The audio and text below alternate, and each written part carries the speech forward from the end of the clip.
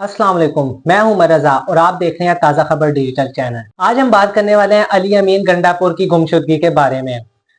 पहले ऐसे होता है कि परसों को 4 बजे के करीब डी चौक में पहुंचना होता है और वहां से केपी हाउस में चले जाते हैं अली अमीन गंडापुर, जिस पे काफी ज्यादा कारकुनान वगैरह की तशवीश का इजहार करते हैं और भरम भी होते हैं कि ये डी चौक में आए थे लेकिन ये केपी हाउस क्या करने गए हैं।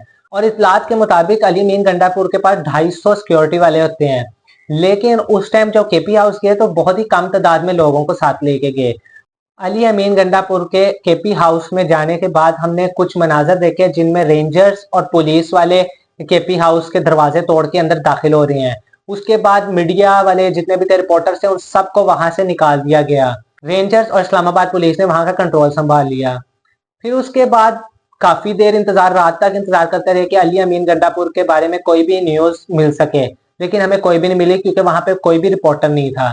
फिर अली अमीन गंडापुर के भाई ने बताया कि अली अमीन गंडापुर को एजेंसीज ने अगवा कर लिया है। फिर उसके बाद कुछ सहाफियों ने भी कोई खबरें दी, किसी की कोई स्टोरी थी, किसी की कोई स्टोरी थी, लेकिन उसको हम ऑथेंटिक नहीं कह सकते इसलिए क्योंकि वहां पे कोई सोर्स नहीं था, क्योंकि वहां पर सिर्फ अली अमीन गंडापुर ही रह गए थे और जो भी पुलिस वगैरह का था सारा मतलब उनका राब्ता टूट चुका था बाहर की दुनिया से। केपी गवर्नमेंट की तरफ से भी कुछ ऐसी चीजें ही आई, स्टेटमेंट्स वगैरह के, जैसे अली अमीन गंडापुर से उनका तमाम ताल्लुका खत्म हो गए हैं। और हमारे जराये ने हमें यह भी बताया था कि जो पीटीआई का एक लीडिंग मेंबर्स थे, उनका जो ग्रुप था उधर से अली अमीन गंडापुर को अबडक्शन के बाद रिमूव कर दिया गया था। काफी देर ये सीन चलता रहा, पीटीआई लगाती रही एजेंसियों पे इल्जाम, और कोई इस्लामाबाद पुलिस पे लगा रहा है, कोई वजारत दाखिला पे लगा रहा है, लेकिन वजारत दाखिला ने एक स्टेटमेंट दी मोहसिन नकवी साहब ने कि हमारे पास नहीं है अली अमीन गंडापुर। उसके बाद हुकूमत ने 2 तस्वीर अपलोड की अली अमीन गंडापुर की कि वो केपी हाउस में दाखिल हो रहे हैं और बाहर जा रहे हैं। जब दाखिल हो रहे हैं तो उनके कपड़ों का रंग और था और जब बाहर जा रहे हैं तब और था। तो साथ हुकूमत की स्टेटमेंट थी कि अली अमीन गंडापुर हमारे पास नहीं है, बल्कि वो पहले ही फरार हो चुके थे। तो उसमें पहले कपड़ों का कलर में लोगों ने देखा और फौरी तौर पे, जब आपको पता है कि पीटीआई का ये सोशल मीडिया विंग बहुत स्ट्रांग है, तो इन्होंने फौरी तौर पे वो निकाल ली और जो भी इसका फोरेंसिक करके सामने रख दिया। तो वो जिस बंदे के निकलने की वीडियो थी वो थे हेल्थ मिनिस्टर केपी के। तो उनकी पहले भी कुछ फुटेजेस थी धरने एहतजाज के दरमियान की, और उसके बाद ये वाली जो आई तो फिर मैच किया तो पता चला कि ये अली अमीन गंडापुर साहब नहीं है। फिर उसके बाद अली अमीन गंडापुर का कुछ पता नहीं चला। तो केपी असेंबली में एक हंगामी संडे के रोज पे उन्होंने एक इजलास बुलाया जिसमें उन्होंने करारदाद मंजूर करनी थी अली अमीन गंडापुर को बाजियाब करवाने की। 2 बजे वो इजलास रखा गया, लेकिन उस इजलास को डिले कर करके शाम तक ले गए और इस तरह महसूस हो रहा था जैसे कोई फिक्स मैच खेला जा रहा है या उनके पास कोई इन्फॉर्मेशन है। नुसरत जवेद साहब एक एनालिस्ट हैं, उन्होंने एक पहली खबर दे दी थी कि इजलास को आगे आगे इसलिए लेके जाया जा रहा है क्योंकि ये फिक्स मैच है। उन्होंने और भी कुछ बातें कही जो कि बाद में सच साबित हुई। तो जब इजलास स्टार्ट हो गया शाम को, तो कुछ देर बाद पता चला कि अली अमीन गंडापुर इजलास में आए हैं और उन्होंने तकरीर शुरू कर दी है। तो जब अली अमीन गंडापुर ने अचानक से आके तकरीर शुरू की तो तमाम लोगों के, कारकुनान के भी, मीडिया पर्सन्स के भी और जो मेंबर असेंबली हैं, उन सबके जहनों में सवाल थे कि अली अमीन गंडापुर किधर थे और क्या हुआ, और इन्होंने सारा कुछ बताएंगे। लेकिन अली अमीन गंडापुर ने तकरीर शुरू की। तकरीर में बिलावल को बोल दिया, मरियम नवाज को बोल दिया और आईजी इस्लामाबाद पे सारा मलबा डाल दिया और ये भी कहा कि मैं पैदल 12 इजलास से चलकर यहाँ पर पहुंचा हूँ और मेरी जेब में कोई भी पैसे नहीं थे। उन्होंने इस पे इतनी फनी फनी बातें की कि उसके ऊपर कोई बच्चा भी यकीन नहीं कर सकता था। और काफी ज्यादा तजियाकारों की मैंने उस टाइम देखे रिव्यूज और उनके तजिए, तो उनके तजिए क्या थे? हंसने वाले इमोजीज, कोई तजिया नहीं। सब ये कह रहे हैं कि जनाब जो ये फिल्मी कहानी सुनाई जा रही है ऐसा कुछ भी नहीं था, और बजाहिर उनकी बॉडी लैंग्वेज से भी ऐसा लग रहा था कि वो झूठ बोल रहे हैं। लेकिन उसके बाद सीनियर सहाफी इमरान रियाज साहब उनसे मिले और उन्होंने अपने क्वेश्चन उनके सामने रखे और उनकी स्टोरी बताई। तो उनकी स्टोरी के मुताबिक बताया कि केपी हाउस में मैं छुपा रहा हूँ छत पे, बारिश वगैरह पड़ी, उसके बाद मैंने कपड़े चेंज किए, कोई मतलब ऑफिसर ने ही उनकी हेल्प की। उसके बाद वो वहां से चले, वहां पे उन्होंने लिफ्ट ली, उनके साथ 1-2 आदमी थे और वहां से होते होते अब वो यहाँ पे पहले सीएम हाउस पहुंचे। उनको पता चला इजलास चल रहा है तो वहां से फौरन इजलास में उन्होंने शिरकत की। मतलब एक स्टोरी जो कि लग रही है कि जैसे फिक्स मैच खेला गया और उसमें फेक स्टोरी है।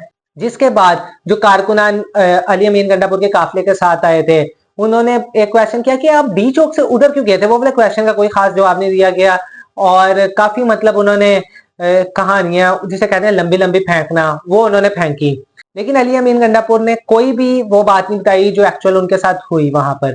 फिर खैर अली अमीन गंडापुर ने उनको क्लीन चिट दे दी और इस्लामाबाद पुलिस के ऊपर सारा मलबा डाल दिया। लेकिन अली अमीन गंडापुर ने कहा, जो वजीर दाखिला मोहसिन नकवी ने कहा है वो बिल्कुल ठीक है कि मैं उनके पास नहीं था। फिर उसके बाद कारकुनान की तरफ आते हैं। कारकुनान में शदीद मायूसी फैल गई और मैंने कल सर्वे देखे, काफी सहाफियों ने सर्वे लगाए थे और उसके अलावा जो पीटीआई के बड़े बड़े अकाउंट है, फैन अकाउंट्स वगैरह, उन्होंने सर्वे लगाए थे। उन सारी जगहों पे एक ही चीज थी कि क्वेश्चन था कि आप क्या अली अमीन गंडापुर की स्टोरी से मुत्तफिक हैं, तो सबका नो आंसर था।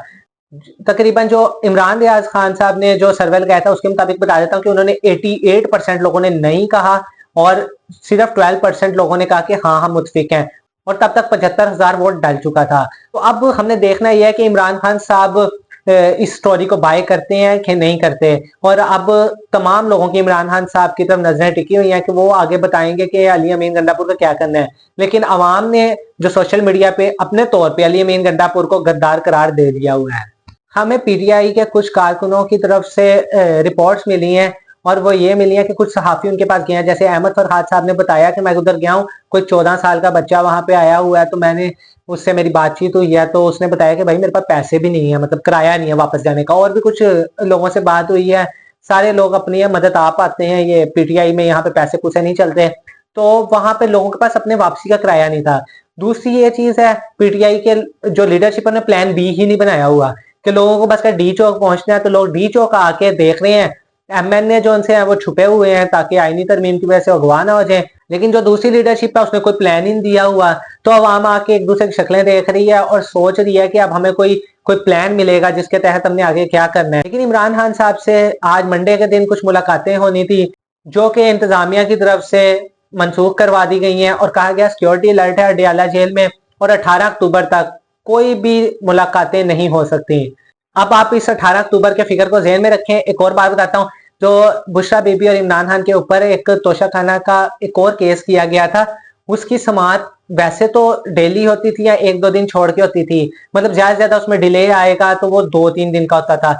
अब अचानक से उन्होंने 19 अक्टूबर तारीख रख दी है। 19 अक्टूबर में 10, 11, 12 दिन अभी पड़े हैं और मुलाकातें भी 18 अक्टूबर तक बंद हैं। मतलब 19 को मुलाकात कर सकते हैं, 19 को ही उनका वो केस लगेगा।